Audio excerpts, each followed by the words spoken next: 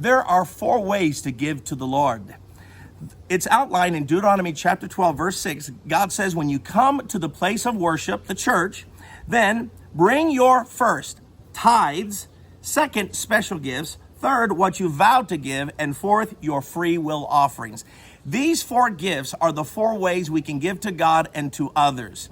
Now, the top of the list is tithe because it is the most important. A tithe is the first 10% of your income.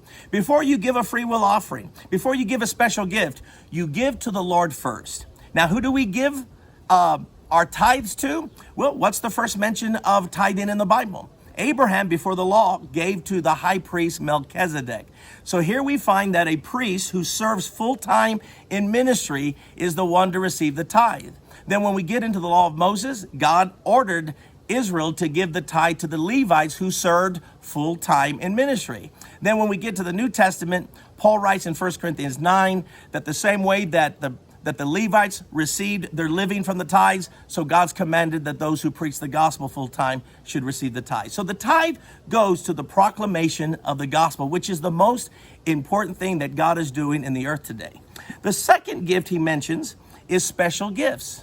A special gift is exactly what it sounds like. It's special. It's not something you do every week. It is something that you do rarely. A good example of that in the Bible is the widow who put in 2 widow mites. You remember that? And she was giving for the upkeep of the temple. These are rare gifts, but it is something that we should be open to the Lord in doing. The third gift he mentions is vows. A vow is a pledge to give something in the future.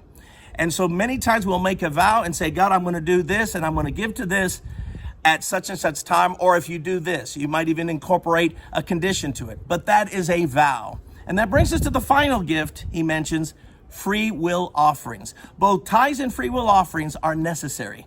Free will offerings were generally gifts given to the poor. We find a free will offering mentioned in 2 Corinthians 9 when Paul's receiving a free will offering for the poor saints in Jerusalem. And what did he say? Each one should decide what he wants to give and how much he wants to give.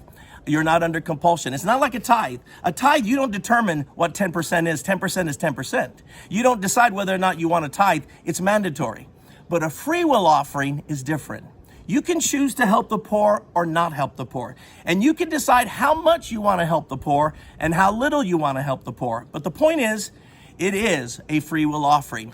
These 4 types of giving God gives us because he wants to emphasize that our life should be marked by absolute lavish generosity.